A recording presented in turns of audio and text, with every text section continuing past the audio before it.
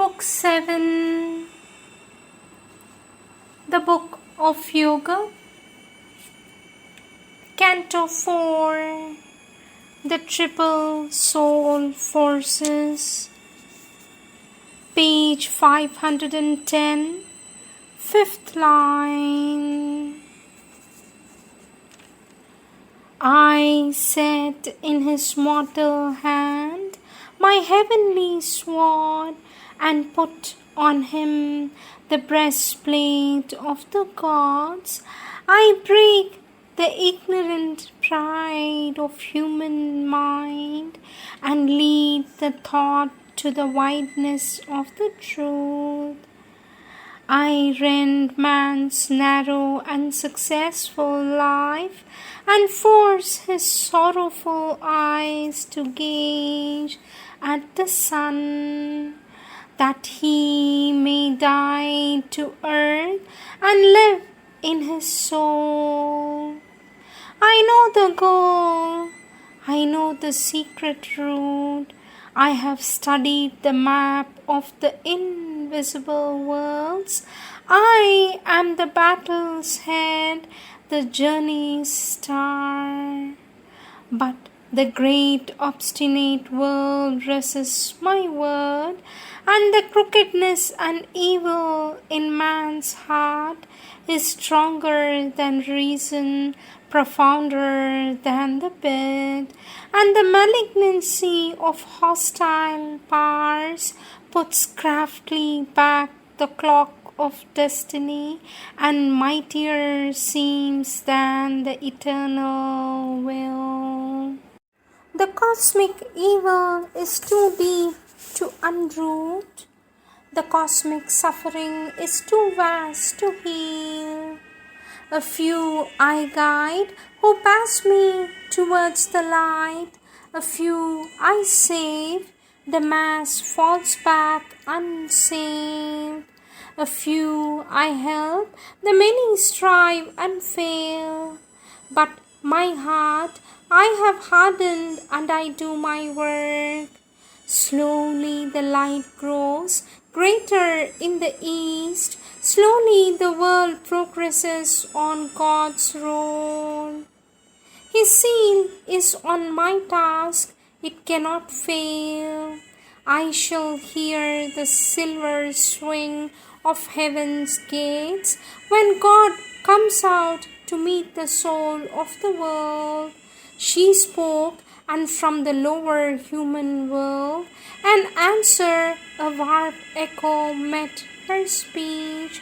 The voice came through the spaces of the mind of the dwarf Titan, the deformed, chained god who strives to master his nature's rebel stuff and make the universe his instrument.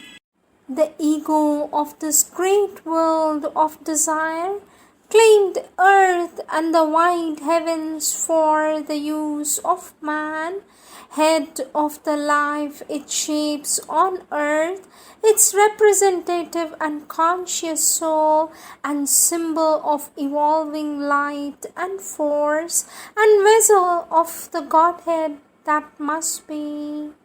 A thinking animal, nature's struggling lord, has made of her his nurse and tool and slave, and pays to her as wage and emolument, inescapably by a deep law in things, his heart's grief and his body's death and pain.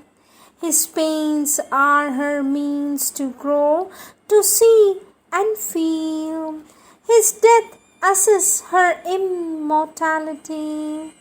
A tool and slave of his own slave unto, he praises his free will and his master mind, and is pushed by her upon her chosen paths. Possessor, he is possessed, and ruler, ruled. Her conscious automation, her desires due. His soul is her guest, a sovereign mute inert. His body her robot, his life her way to live, his conscious mind her strong revolted serve. The voice rose up and smote some inner sun. I am the heir of the forces of the earth. Slowly I make good my right to my estate, a growing Godhead in her divinized mud. I climb, a claimant to the throne of heaven. The last born of the earth, I stand the first. Her slow millenniums waited for my birth. Although I live in time besieged by death, precarious owner of my body and soul, housed on a little speck amid the stars, for me and my use the universe was made.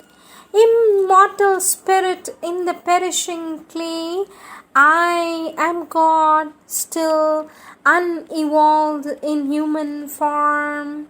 Even if he is not, he becomes in me.